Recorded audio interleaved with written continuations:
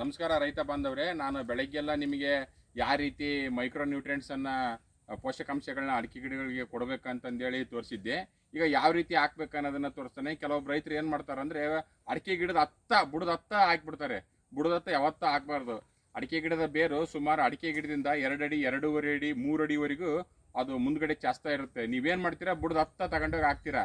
ದೂರ ಹಾಕಿದರೆ ಅದು ಅಡಿಕೆ ಗಿಡ ತಗೊಳಲ್ಲ ಅನ್ನೋದು ತಪ್ಪು ಕಲ್ಪನೆ ಐತೆ ರೈತರ ಹತ್ರ. ಅದು ದೊಡ್ಡ ತಪ್ಪು ಕಲ್ಪನೆ. ಅಡಿಕೆ ಗಿಡಕ್ಕೆ ಮೇನ್ ಏನಪ್ಪ ಅಂದರೆ ಆಹಾರ ಬೇರುಗಳು ಮಾತ್ರ ಇರ್ತವೆ. ತಾಯಿ ಬೇರು ಅಂದರೆ ಆಳವಾಗಿ ಹೋಗಿರ್ತಾವಲ್ಲ, ಆ ಬೇರು ಇರಲ್ಲ ಇದಕ್ಕೆ ಕೇವಲ ಇರೋದು ಆಹಾರ ಬೇರುಗಳು ಮಾತ್ರ. ಆಹಾರ ಬೇರುಗಳು ಏನದಲ್ಲ, ಭೂಮಿಯ ಮೇಲ್ಪದರದಲ್ಲಿ ಸುಮಾರು 2.5-3 ಅಡಿ ಉದ್ದ ಚಾಚು ಹೋಗಿರುತ್ತೆ. ಬೇರುಗಳಲ್ಲಿ ಅದು ಏನಾಗಿರುತ್ತಪ್ಪ ಅಂದರೆ ತಂತು ಬೇರುಗಳಂತ ಇರುತ್ತೆ, ಸಣ್ಣದು. ಆ ತಂತು ಬೇರುಗಳ ಮುಖಾಂತರ ಅದು ನಾವು ಹಾಕಿರ್ತಕ್ಕಂಥ ಪೋಷಕಾಂಶವನ್ನು ಹೀರ್ಕೊಂತೈತಿ. ಅದಕ್ಕೋಸ್ಕರ ನಾನು ರೈತರಿಗೆ ಏನಪ್ಪ ಹೇಳೋದಂದರೆ, ಅಡಿಕೆ ಗಿಡದಿಂದ ಸುಮಾರು 1-1.5 ಅಡಿ ಇಂಥ ದೊಡ್ಡ ಗಿಡ ಇರ್ತೈತಲ್ಲ, 4 ವರ್ಷದ ಗಿಡ, ಇದರಿಂದ 1.5 ಅಡಿ ದೂರ ಹಾಕ್ಬೇಕು. ಯಾವಾಗಲೂ ರವಂಡಾಗಿ ದೂರ ಹಾಕಬೇಕು. ನೀವು ಹತ್ರ ಹಾಕೋದ್ರಿಂದ ಅದು ಅಡಿಕೆ ಗಿಡ ತಗೊಳಲ್ಲ. ಯಾವಾಗಲೂ ಗೊಬ್ಬರ ನಮ್ಮ ಏನೋ ಹಾಕಿದ್ರು ತಗೊಳಲ್ಲ. ದೂರ ಹಾಕ್ರಿ. ಯಾವ ರೀತಿ ಹಾಕ್ಬೇಕಂತ ತೋರಿಸ್ತೀನಿ ನೋಡ್ರಿ. ಎಷ್ಟು ದೂರ ಹಾಕ್ಬೇಕಂತ ನೋಡ್ರಿ. ಇಲ್ಲಿ ಅಡಿಕೆ ಗಿಡ ಬಿಟ್ಟು ಸುಮಾರು ನೋಡ್ರಿ ಇಷ್ಟು ದೂರ ಹಾಕ್ಬೇಕು ನೀವು.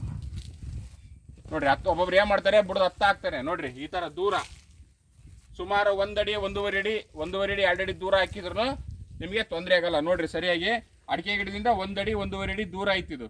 ಈ ಥರ ದೂರ ಹಾಕಿದಷ್ಟು ಅಡಿಕೆ ಗಿಡ ಸಮೃದ್ಧಿಯಾಗಿ ನೀವು ಹಾಕಿರ್ತಕ್ಕಂಥ ಜಿಂಕ್ ಆಗಲಿ, ವಿಟಮಿನ್ಸ್ ಆಗಲಿ, ಏನೇ ಆಗಲಿ, ಗೊಬ್ಬರ ಆಗಲಿ, ಪೊಟ್ಯಾಶ್ ಆಗಲಿ ತಗೊಂತೈತಿ. ಹೊರತು ನೀವು ಬುಡದ ಹತ್ತ ಹಾಕಿಬಿಡ್ತೀರಲ್ಲ, ಅದು ಯಾವ ಕಾರಣಕ್ಕೆ ತಗೊಳಲ್ಲ. ತಂತು ಬೇರುಗಳ ಮುಖಾಂತರವಾಗಿ ಅಡಿಕೆ ಗಿಡ ಸುಮಾರು 1.5 ಅಡಿ ದೂರ ಗೊಬ್ಬರಗಳನ್ನ ಹಾಕಿ ತಂತು ಬೇರುಗಳ ಮುಖಾಂತರ ಅದು ಎಳ್ಕೊಳ್ಳಿಕ್ಕೆ ಸಹಾಯ ಆಗುತ್ತೆ. ಒಳ್ಳೆಯದಾಗಲಿ. ನಮಸ್ಕಾರ.